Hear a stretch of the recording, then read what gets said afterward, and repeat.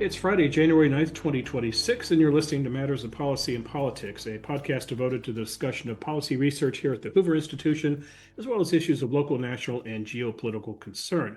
I'm Bill Whalen. I'm the Hoover Institution's Virginia Hobbs Carpenter Distinguished Policy Fellow in Journalism, but I'm not the only fellow who is podcasting these days. I recommend you go to our website and check it out. That link is hoover.org/podcast.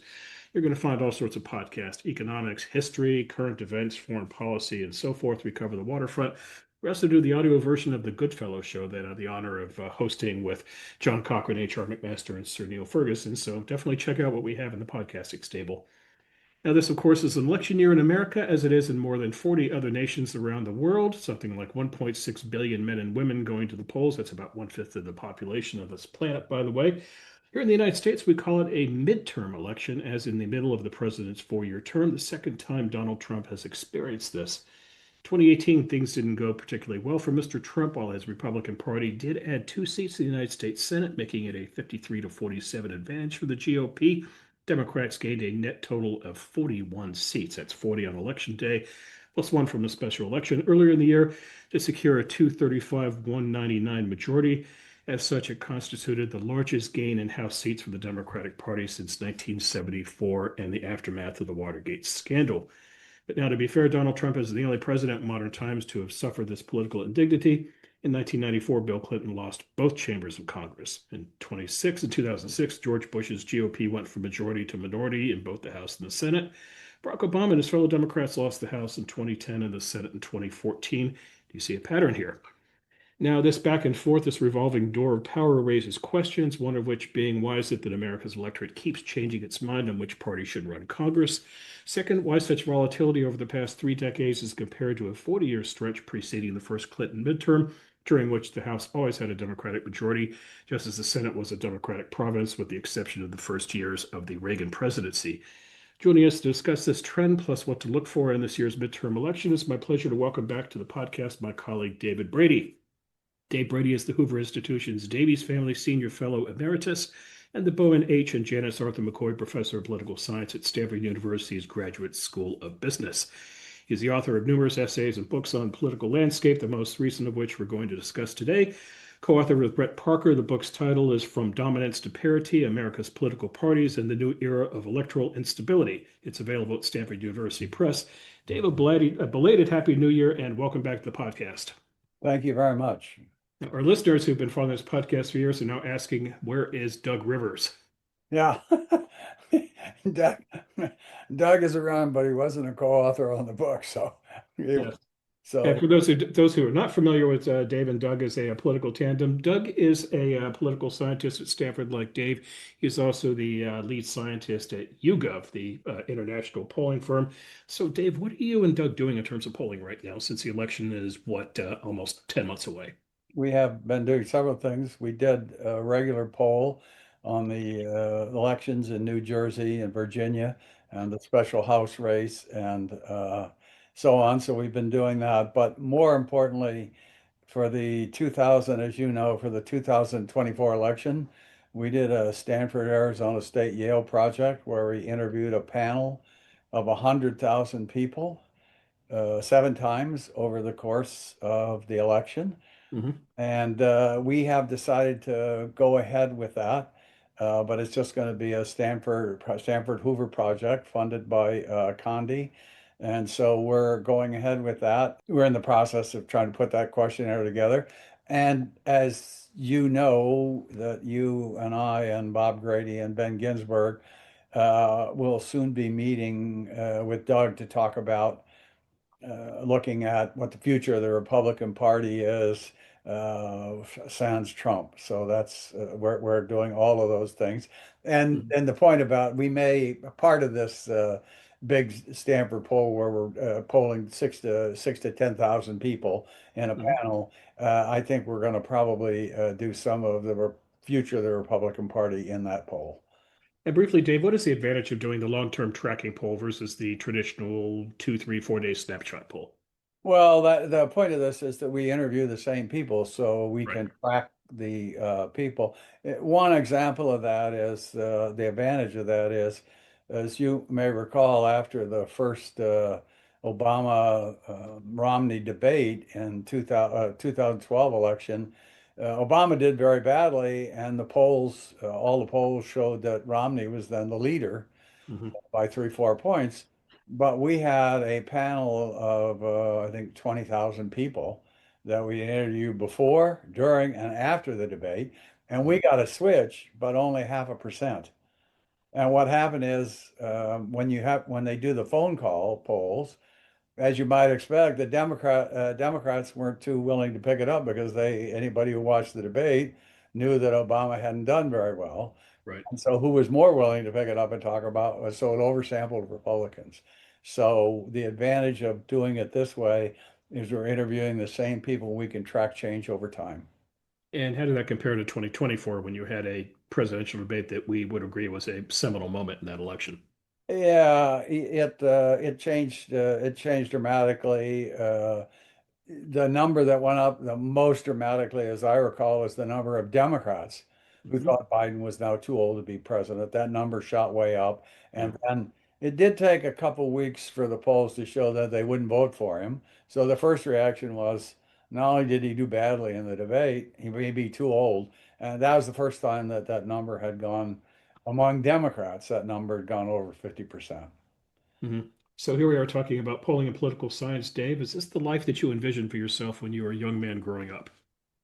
No, I grew up in Kankakee, Illinois, in the 40s and 50s. At that time, it was pretty prosperous, blue collar town. Your father worked in a factory. You could get by. No, I wanted to play Major League Baseball. Mhm. And then, needless to say, that did. I knew when I was 13 that wasn't going to happen. So no, I And I didn't. was told you also wanted to be a poet. Yeah, when I was at the University of Iowa, they have a very famous writers workshop program. Uh, but it turns out I was better in political science than I was in poetry. So how do you, we'll get to your book in a second, I promise, but how do you measure if you're a good poet or not? You read other poets and you can see how much better they are than you, and the instructors tell you. Hmm. And how does one manage to be a They can poet? be kind, but they say you could be a third level poet. That's not a good sign. And how do you manage to be a poet, Dave, without that one adjective before it, which is starving poet? Yes, you don't. You don't. You teach at some of my friends from those days are they've gotten by, but yes, that's quite right. Poet salaries are not that great. No, they're not. All right, let's talk about the book, Dave. And congratulations. It's a really wonderful read. At the premise of this book, there are six primary claims. So let's address each claim, have you explain each one. The first claim, Dave, that you and Brett make is the post-war period can be divided into three eras. A period of sustained democratic advantage lasting through 1980. Second, a period of transition lasting around 1980 to 1994. And now the current era of political parity. Question, Dave, is this unique in American history or is there a parallel where we're talking about a 70-year stretch, which kind of Well, brings there is the parallel. Well, the unique part of it is that you've got parity now, and the parity seems to hang in there. The question of what happens over time is that change. But normally you had the pre-Civil War period and discontent with all sorts of issues, North and South, and so you Mhm. finally get the breakup of there was a Northern Whig and a Southern Whig and a Northern Democrat and Southern. Finally get the breakup of that in the Republican Party, and then the Civil War and a period of Republican dominance. Mhm. That actually, with the exception of Wilson, lasts really until Roosevelt. Then there's this period of dominance. But this is the first time. So this is the longest time period where there's been relative parity. So once the Republicans win in 1860, they control the government till 1874. They lose the House. And then there's the famous contested 1876 election, which the Democrat Tilden probably won, but the Republican became president and Reconstruction ends. That period from 1874 to 1896, Mhm. that also is a period of great flip-flopping in the government. It Mhm. corresponds, in my view, to the present period. What the driving factor in both of them is the rise of capitalism. Mhm. So in the first period, about a third, one third of the world became capitalist. That made great changes in agriculture, people moving to cities, factories, great period of discontent, strife. And that ends in 1896 with a Republican victory, which maintains itself until 32. But this period is the longest period where there's parity and there's a lot of flip-flopping between the parties. Nobody controls the presidency and the House and the Congress for long enough to really make policy changes that provide stability. Right. So there are three subsets of this, three eras here, Dave. What would the fourth era look like, Dave? Would the fourth era go back to the first era and be a stretch of one party controlling Congress, or would it be something entirely different? Well, the first period is, if you think about Roosevelt and the Democrats Right. from 32 on, they control the presidency, the House, and the Senate for 16 consecutive years. They controlled till 1946. And during that time period, they passed a lot of legislation. Then that begins to and by the way, during that period, it forces the Republicans, in order for them to be competitive, the Republicans were the period of no welfare, not much government intervention in the economy. And in order to become competitive, the Republicans have to become the party of less welfare, less regulation, but they're no longer the party of none. And it's not a clear. So then that begins to break up. So there's a period of clear dominance. Mhm. Then in a second period, you get so 1874 to 1876, that's a period again of no dominance, no party is dominant. And then the issues resolve themselves and you get a period of dominance. Though in this particular period, what we do in the book is we combine party identification, a key variable Right. in American politics, with self-proclaimed ideology. So we match those, and in the first period, the Democrats are dominant. The Democratic sort of liberal view is dominant. By the 1960s, the civil rights movement, you get the first bump towards the Republicans, and states are less democratic than they used to be. And then 1980 to 94 with Reagan, you get the switch then. You go from a period where, if you look at Carter going into the election in 1976, Carter, if he just 53% of the country said they were Democrats. So all Mhm. Carter had to do was hold Democrats to win. But Right. what you notice during that period is a lot of times Republican presidents had to get 25% of Democratic votes to win. Mhm. Eisenhower got 25% of Democrats. In Nixon in 72 against McGovern, he gets 33% of his total vote came from Democrats. And where were they coming from? They were coming from conservative Democrats. So just this is an interesting. In 1980, 40% of all people who said they were conservative, use that normally you think yourself about 40% of all people who said they were Democrats. By the end of the Reagan period, 1980 to 1994, there's been a big realignment in the fact that conservatives move away from the conservatives and moderates move away from the Democratic Party and Right. into the party, and Republican liberals, they move toward the Democratic Party. But the switch, and by the way, that switch, as we show in the book, that switch was not what sometimes the media commonly look at as, oh, that's just a Southern phenomenon. Every region of the country moved more Republican during that time period.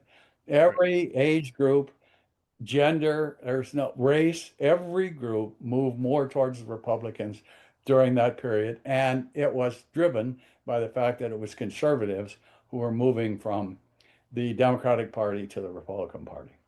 Dave, you mentioned party ID, and in the book, you note that the American National Election Studies survey asked would-be voters if they're Republicans, Democrats, or independents.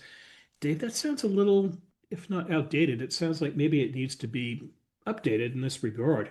Um, you can be a Republican, but you can also be MAGA. And if you're MAGA, you have kind of a weird relationship with the Republican Party. You could easily ditch the Republican Party after Donald Trump, just as you may vote Democratic Day. But if you're a Democratic Socialist, you could easily walk away from the Democratic Socialist if someone like AOC mounted a third party. So, should we be thinking maybe in terms of looking at the electorate in terms of breaking it down into even wider groups than the traditional RDs and Is? Well, that's why we use the ideology variable. Mhm. You can break that down a number of ways. So you're quite right about the effect of MAGA and the effect of Democratic Socialists versus moderate Democrats, which you can see in the Democratic Party, and you can begin to see that in what's happening with Margaret Taylor Greene and so on in the Republican Party and Venezuela. The first sort of results of Venezuela shows that that is causing some problem for MAGA voters, but it was we're digging into that more in the next two polls. Um, so the answer is yes, you do need to break that up, and you do it by ideology. And if you use ideology, you say very conservative, conservative, moderate, and you break it down into five levels, then you get this breakdown in the party a little bit better. That's one thing. The second thing is Doug actually created, we think, a much better measure, which is you ask people, how often do you vote for the Democratic Party? And that Right. can be all the time, most of the time, about half, almost never, never. And that turns out to be, just as you're suggesting, a better measure. But given the scholarly tradition of party identification, nobody has run that over time. Nobody's run that new 5-point scale. Nobody's run that over any long period of time. So if you're going to deal with time, we thought the best way to deal with your question was to put together ideology, self-proclaimed it. So this is not Dave Brady or Brett Parker or you or anybody saying, "Oh, this is you're a liberal." This is asking people, "Do you consider yourself to be a liberal?" Conservative. So we're not we're not categorizing people. They're categorizing themselves.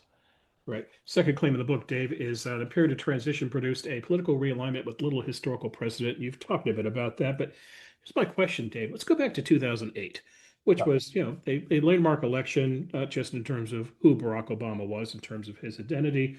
But if you look at that map, Dave, you see a splotch of blue in North Carolina that hadn't been there in some time. And Dave, you see blue in, of all places, Indiana, which never votes Democratic presidential elections. And between Obama being a unique force in politics and now winning in a place like Indiana, people like me thought, wow, the map may be changing, but then it was over before we knew it. What happened, Dave? Well, people overinterpreted the election. Mhm. My favorite title during the period was why a book by a prominent and actually a very good pollster. But the book was Why the Democrats Will Dominate Politics for the Next Two Generations. Oh, I've got a better one. Carville wrote a book called 40 Years of Democratic Majority. Well, that's sort of, I Yeah. was trying to disguise it, but that's the book. Okay. That's the book, and because I do think in general he's pretty good. But the point is that that's exactly right. So generations are shorter. Yes. So here's my view of what happened. Mhm. And this we did this in another piece, Fiorina and I. So what happened was Obama comes in and he thinks he has this big liberal. He has a 60 seat. He's clear on the cloture. He's got enough votes to beat cloture. The filibuster is out because they're 60-40, Right. and they put together the health care plan. Right. And what we showed in a separate paper, not in this one, is Democrats in marginal districts. So the number of districts where marginal district is one where the president, whoever wins, it's between 45 and 55% Democrat or Republican. And in districts like that, where the Democrat voted for the Affordable Care Act, about 70% of them lost. They lost 64 seats in that election. And most of it, about 70% of that variance can be attributed to the fact that they moved too far to the left on that and a couple of other pieces of legislation.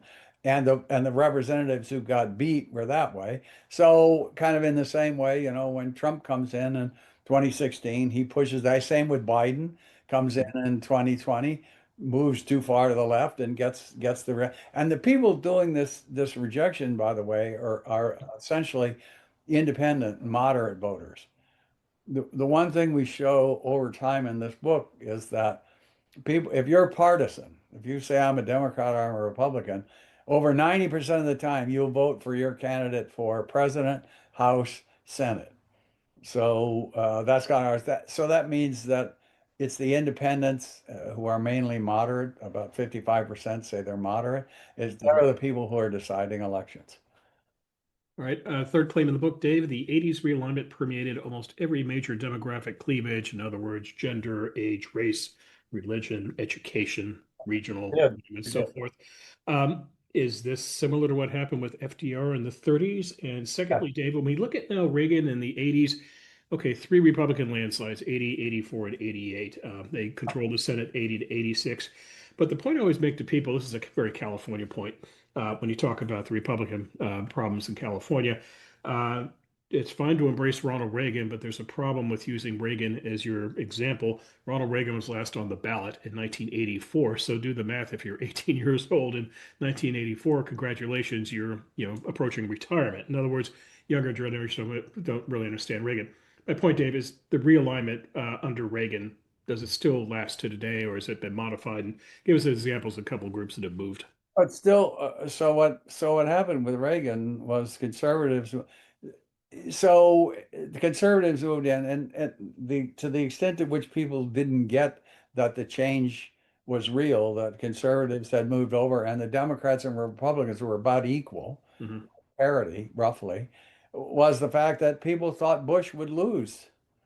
George Herbert Walker, but and when he won, they were amazed. But the problem was the House of Representatives and the Senate continued to stay Democrat.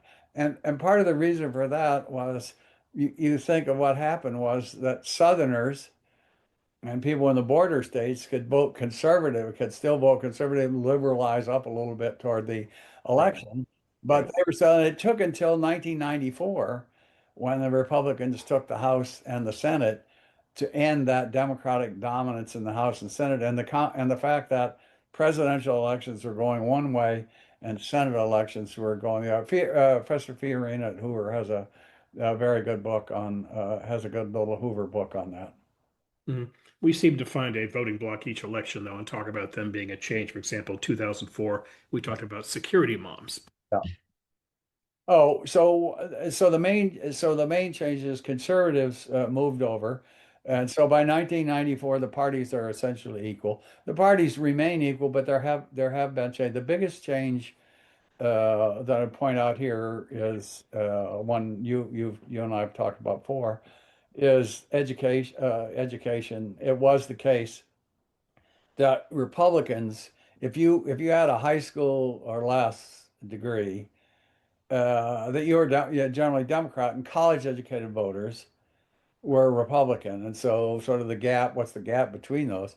Right. With Trump has there were the Reagan Democrats, and Reagan did okay, but he didn't do as well with those people as Trump has done. So today it's flip-flop, and college educated people are more likely to vote Democrat, and people with high school or less are likely to vote Republican, and that gap has increased through Trump's all three of Trump's elections. And for the Democrats, that's not so great because, about 30, at most, about 30% can be said to have graduated from college. So that means two-thirds of the voters are in that group that favors that's favoring Trump. Mhm. And can that snap back pretty fast? In other words, could blue collar voters return to Democrats? And I'm talking about something of a permanency, not just jumping back in one election, say 2028, but becoming a consistent vote, just as can Republicans get back the college vote, Dave? Or should we think about these things more in terms of decade and era stretches? Well, that's a $64 question. I wish I could tell you that I had the answer, but I will tell you that what happens is as Democrats continue to vote Democrat more religiously than they did Right. before, and same for Republican. Part of the reason for that is there are some moderate Democrats and there are some moderate Republicans, and they are more likely to switch. But at the presidential level, it's not likely to be so because it's not like so. I think Biden was the moderate candidate among people who ran. Right. Uh, the point is that you're not likely if you're a Democrat or Republican, if you're not likely. So that means if you're a Democrat, you tend to be liberal, you're a Republican, you're conservative. That means that it's unlikely that the other party's going to nominate a candidate to appeal to a moderate in the Democratic Party. So I don't, but at the at House levels and lower levels, you do get that. So we do see large numbers of people who say they voted for a member of the other party, generally just not at the top. Hmm. And also, I think it's important, Dave, to point out the importance of external events. People think that Donald Trump just Exactly. came down the escalator in 2015 and jumped into politics and was a phenomenon. But what I try to point out to people is Trump kind of jumped into a very convenient tailwind in this regard, in that you had had the financial crisis in 2008 and people upset that nobody went to jail for this while people lost mortgages and so forth. You had Obamacare and spending of government money, the Tea Party movement, disappointment with Obama as a president, disappointment with John McCain and Mitt Romney as candidates, Hillary Clinton in the bullpen warming up to be the Democratic nominee. You can't find a better environment in which Donald Trump can run. No, that's absolutely correct. Each election has it's twofold, right? In a sense, Yeah. each election has, as you pointed out, some issue like the moms that move, and that's true, and particularly true in the modern era, elections post Reagan, a lot presidential and congressional elections are exceedingly close. Mhm. So Obama's big win in 2012 wouldn't on the period of the 19th century, all the way from the 19th century up until past Roosevelt, up till 1960, that win would not even have been in the top half of Democratic wins. Right. So once elections are so close, then these election moms, the things you were talking about, Mhm. in some off-year elections, the abortion vote, those things can matter a tremendous amount, and they matter more because fewer and fewer voters in fewer and fewer states are deciding who controls Congress, deciding who wins the presidency. All right, claim number four, Dave. The movement toward the Republican Party was nearly universal because the 1980s was a period of ideological sorting. For the non-PhDs out there, would you mind explaining what ideological sorting means? So there's everybody talks about polarization. Mhm. Democrats are all liberal and Republicans are conservative. But you know, how did that happen? And so what we show is so the parties there in the Republican Party, there are a lot of liberals. Scranton, Rockefeller, Senator Brooke, black senator from Massachusetts. So there are liberals in the Republican Party, and you remember the Goldwater battle that was what the battle was about. Right. And when he finally won California, they had taken over the party. Then they lost and were set back, but they didn't go away. Mhm. Um, so the question, so then the question is it's the case that those movements are sort of always present, and it changes election to election, any specific election or period you want. So so I guess the point is the sorting means conservatives over time drifted into the Republican Party, Mhm. liberals more to the Democratic Party. So just some issues. First, it started in the 60s. There Right. were some southern states that had always voted Democrat.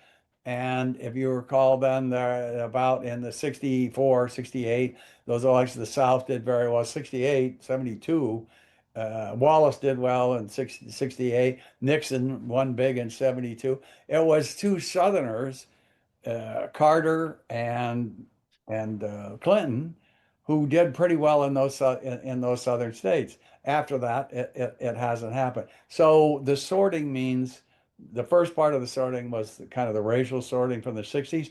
The second part was under Reagan, where Democrats lost the view most American voters' fallback position was if there's a crisis, the Democrats can solve it. And if you don't believe that, go back and look at any of the reports on what happened in 1958. Eisenhower, very popular president. When the 58 recession hits, all the media, everybody says that, and there was a big turn back in 58, 60 to the Democratic Party. But Reagan causes that to end. So that at the end of the Reagan era, the Democrats no longer have their advantage of if times are tough, the Democrats are the party to go to. So they Okay. lose that, and that's a big bit. And then finally, you get the social conservatives, you get the issue of abortion, social conservatism, ruralness. That all sorts out in that period too. All right, your fifth claim of the book, Dave, we're seeing ideologically consistent parties coinciding with hyper-partisan politics. Now, I'm very interested in the concept of what exactly hyper-partisan politics is, because if you look at the rich history of politics in this country, it's always had an edge to it. Yep. What we mean by that is if you look at some of the charts, you can see, let's take split voting. If you're running in a presidential campaign, there's only three places you can get votes from Mhm. your own partisans, other members of the other party who defect and vote for you, and then independents. And when you look at what happens to Democrat people who say I'm a Democrat or a Republican, over time, so Democrats would often vote for a lot. Democrats, 25, 30% of Democrats voted for Eisenhower. Many Democrats voted for Nixon against Kennedy, so on and so forth. But that line is gone now in elections since the end of the Reagan period. 90% of Democrats vote Democrat in those elections, and 90% of Republicans vote Republican. So that's kind of what you mean by that's kind of what we mean by hyperpartisan. Uh, Mhm. and again, puts pressure on independents to resolve these things. Is it a coincidence, Dave, that in the years since 1994, you have at least two things playing now in politics? One is cable news, which is really not so much news as opinion. And then secondly, social media. In other words, you have a drumbeat out there, Dave, every day pushing your partisan line. Yeah, that we don't deal with that much in the Mhm. book, and those are important variables. They come up over time, but Yeah. we're dealing with a much longer slice. And it's not clear to me that you need that to predict the election. So I'll give an example of that, I think. So when Trump wins in 94, again, go back to the example of you can get your own partisans because so Trump takes 95, 96% of Republicans to vote for Trump. The Republicans who sort of defected were more likely to consider abortion or social issues the big thing. Mhm. But the reason, so I'll give an example. For most Americans, the big three issues were the economy, Right. jobs in the economy, inflation, and immigration. Mhm. And so over 90% of Democrats vote for Harris. But if you're 12% of Democrats thought that inflation was the most important issue. Right. Of those people, she instead of getting 95%, she got 86, 88%, sorry. So she loses 7% but among independents who thought inflation was the most important, and that's about 30% of independents said inflation, she gets 10% of their vote. And if you thought immigration was the second most important issue for independents, she got about 20% of that vote. Mhm. So so issues do make a difference, but generally it's the economic issues that dominate. You may have, as in 2022, the thing that got the Democrats crosswired for 2024 was because of the abortion issue and the Supreme Court decision. Democrats did better in House elections than you would have expected because of the abortion issue. But once the presidential issue is on the ballot, then you got the full panoply, and basically, it's you got to count on the economic variables will dominate, in my view. Okay, It's let's what's say happening it's in 2026 too. okay, let's say a year from now the House is under Democratic control.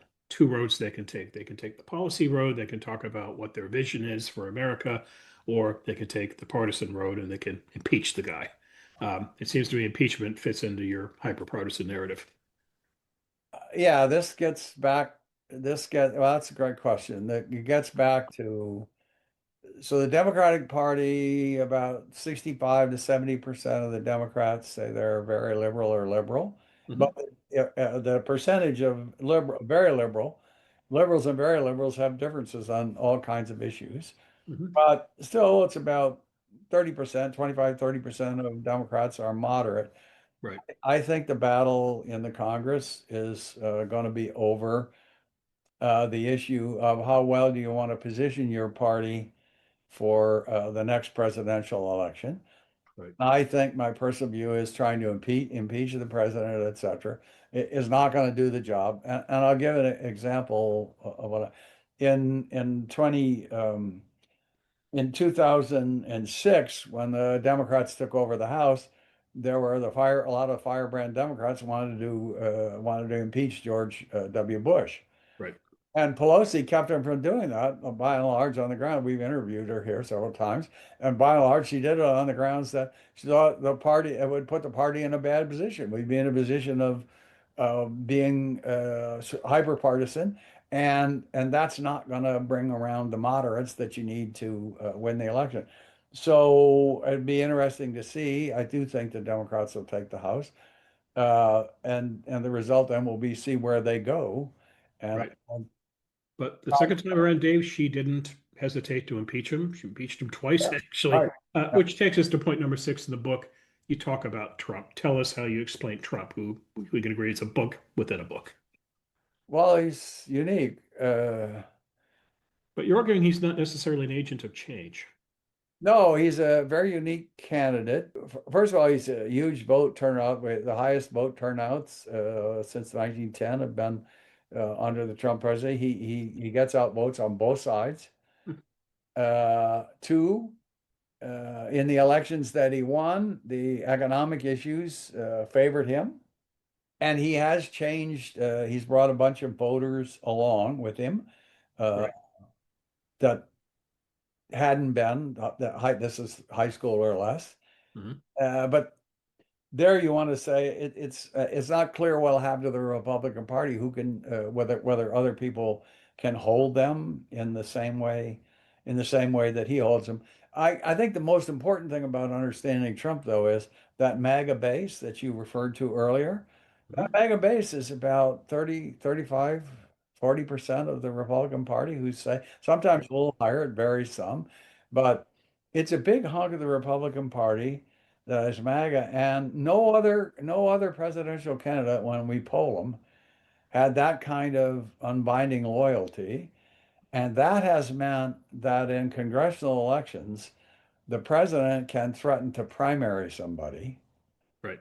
and that constitutes a real threat because those voters will, in fact, cause trouble for an incumbent candidate. So he's been able to bring support in the Republican Party along for some of his policies, which I think they probably wouldn't have supported otherwise. But that's beginning to fade. As you can see, the Republicans and Democrats just passed a bill that is higher, it's quite a bit higher, provides more funds than the president had proposed, and he's so you're seeing some of that, some of the breakaway, but not, I don't think among his base voters. I think it's starting to see in Congress, and you'll see when after the 26th election where we are. But I think he'll be weaker in the party than he is now. Yeah, I think MAGA's gonna have to sort of revisit itself in 2028 and figure where it's going. I mean, look at it right now, Dave. So here's Stephen Miller, Trump's White House aide, and he is out saying that nobody would object to invading Greenland militarily, which is, I don't think, what most MAGA people signed up for in 2016. Conversely, Stephen Miller's wife is doing a podcast. She had on her guest the other day, Jenny McCarthy. Who's Jenny McCarthy? She's an actress. She does a show on TV, and she is a big anti-vaccine person. She believes that vaccines cause autism. She believes they caused autism in her son. So here you have Miller on the one hand doing something in foreign policy, some saber rattling that MAGA maybe doesn't like in terms of nation building and so forth. But then the wife is getting back into MAGA and MAHA and doing kind of the, don't trust the government, don't trust science side. So, you know, interesting schisms developing there. No, no, that's true. And the schism in the Democratic Party is you want to put it, it's the Spanberger AOC. Yep. And that's going to play out. That's going to play out in very interesting ways. Especially as you pointed out, when and if they take the House, and I think they will, the evidence we have from our recent polling shows that. But if they do take the House, then what they do is going to make a big difference for what happens in 2028. All right. Let's talk a bit about 2026 now, Dave. First of all, we're not going to do predictions. So you and I have been doing podcasts together for over a decade, and I remember you and I, Doug Rivers, doing one in 2016, and getting a lot of things wrong about election prediction wise. So let's not go down that rabbit hole.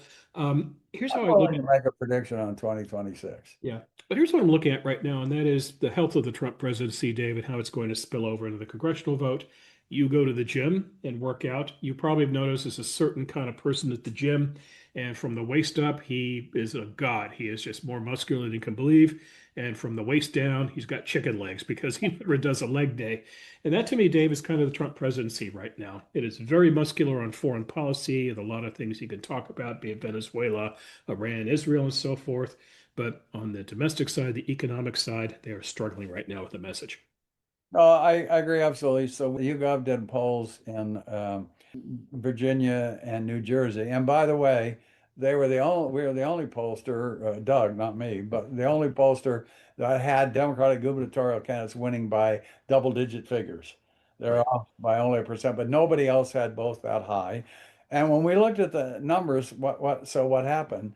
So I looked at them in different way, but just think back to the question of what are the economic issues?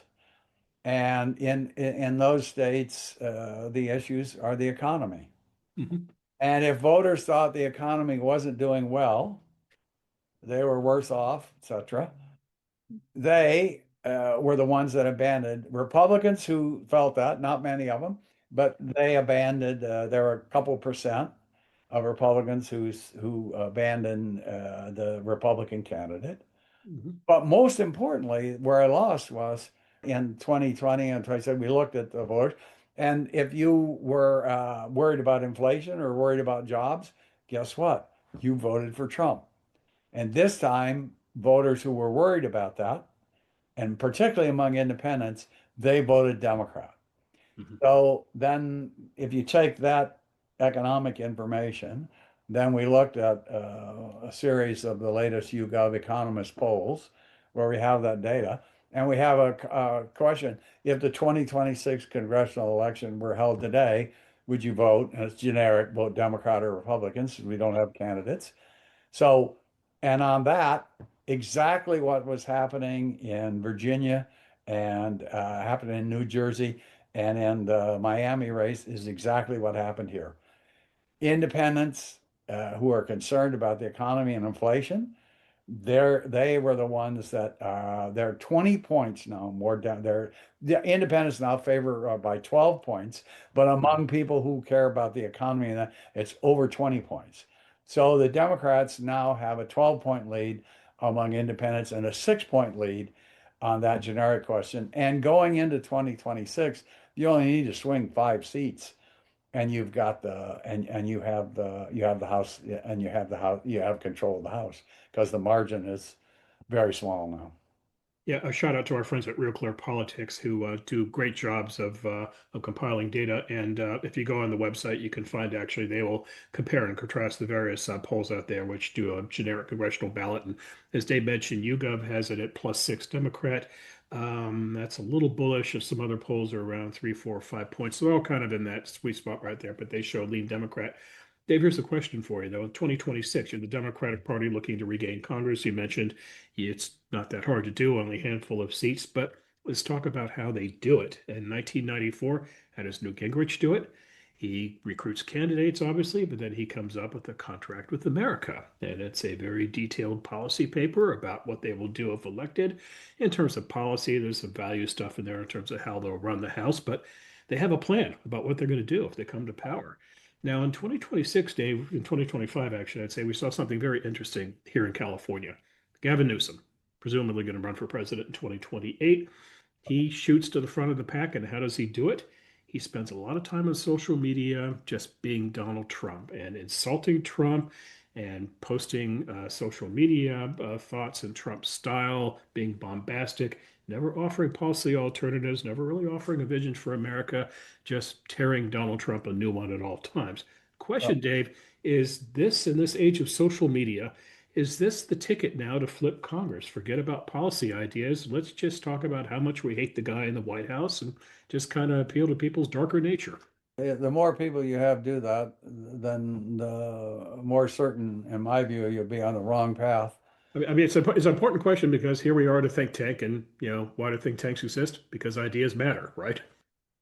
Well, it's twofold. Yeah, First question you got through. In most Democratic districts, the Democrat wins with a huge margin. They're winning by 65-35 or 60-30 points.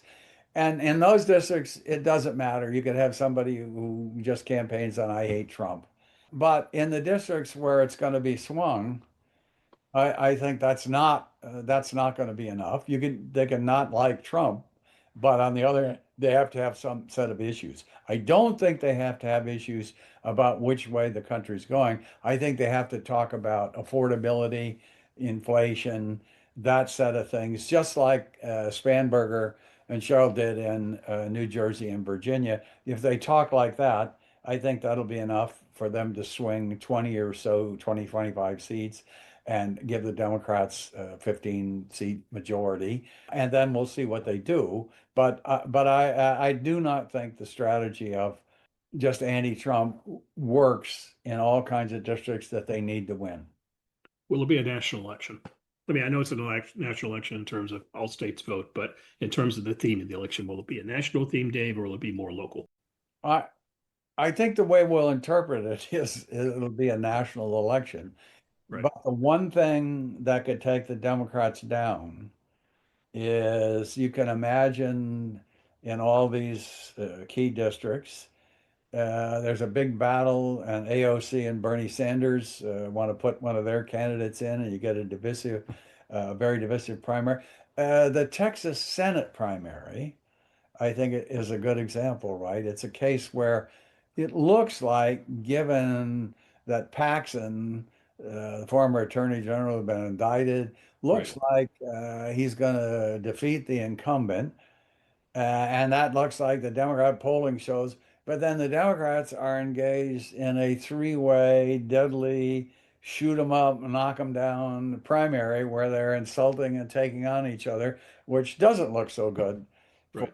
in the primary. So we can't know about that until we know more. My view, the more successful AOC Bernie people are in these congressional districts, that means you have to modify the chances that the Mhm. Democrat will win. And finally, Dave, a couple thoughts on congressional retirement. So last I checked, 10 senators and 46 House members are going to step away from Congress. I think actually it's 47 now. Juliette Brownlee this morning, a I'm congresswoman, gonna go Congress, up yes, from she's there already too. and 50 House members bailed in 2018 as well. How do you read retirements, Dave? Is it as simple as age? For example, Nancy Pelosi, who is 85, is stepping down. Steny Hoyer, who is also, I think, about 85, he's stepping down. So you just say generational turnover. But then you look at someone like Jody Ernst from your Iowa.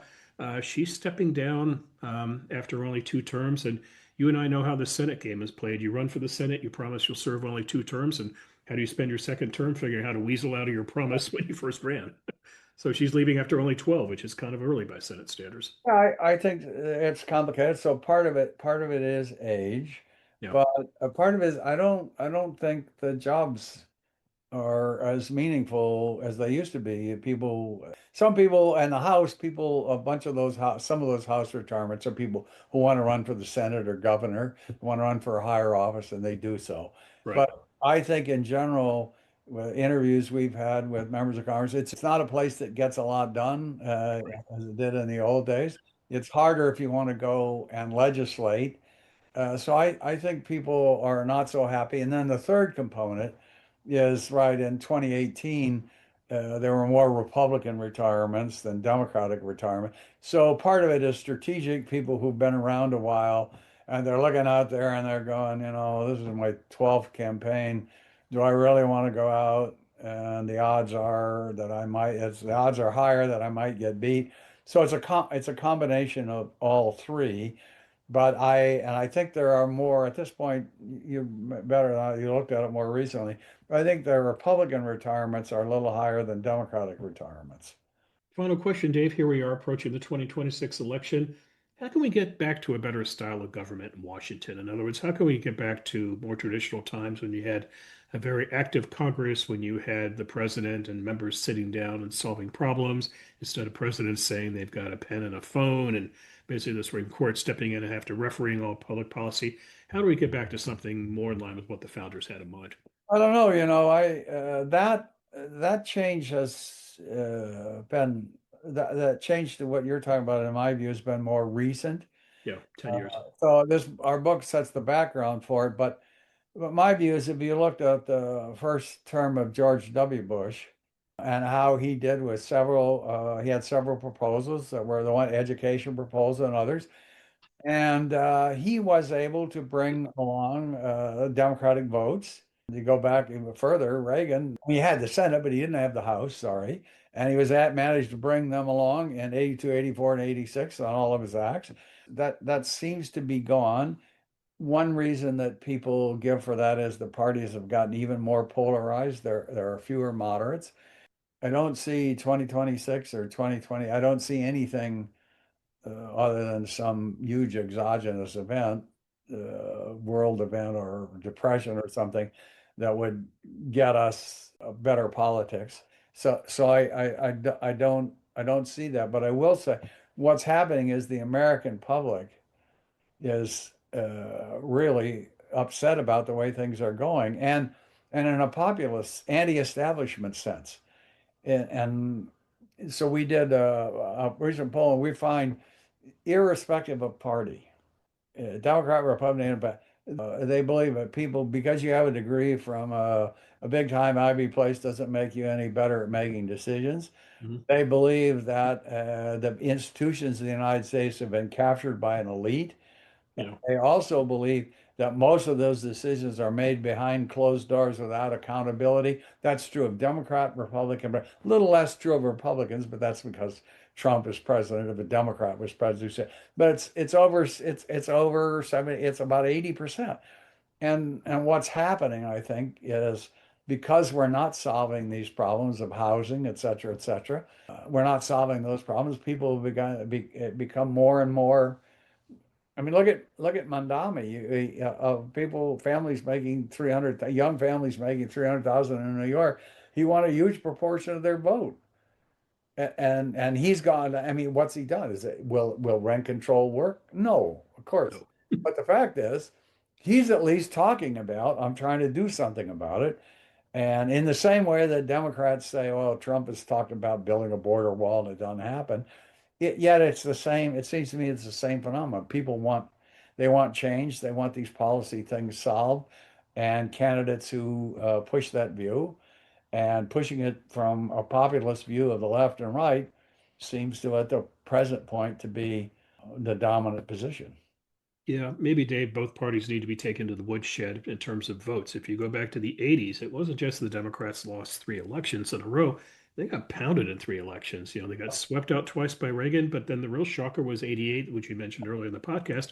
They lost 40 states and 424 electoral votes to George Herbert Walker Bush, a good man, we'll agree, but not a political dynamo necessarily. But they lost to him. They ran a bad candidate into caucus, but it was very clear the party was out of touch with the nation. So, but the curious thing is Bill Clinton comes along and corrects the course for the party, but it doesn't last.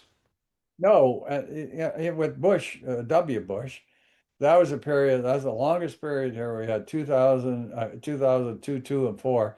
Through Right. three elections, the Republicans had the trifecta. They had the houses, and that Christian conservatism he did bring along Democratic votes on some of the issues. Yep. But then the banking crisis hit that and drove that away.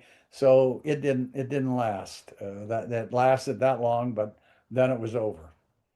Okay. I'm sorry, I don't have an answer to that.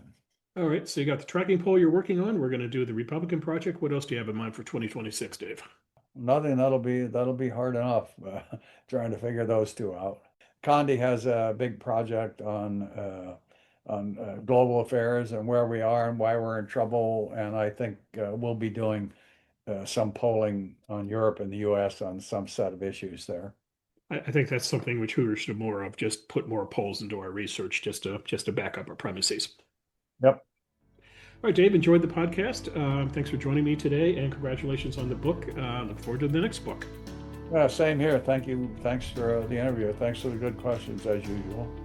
You've been listening to Matters of Policy and Politics, a podcast devoted to the discussion of policy research from the Hoover Institution, as well as issues of local, national, and geopolitical concern.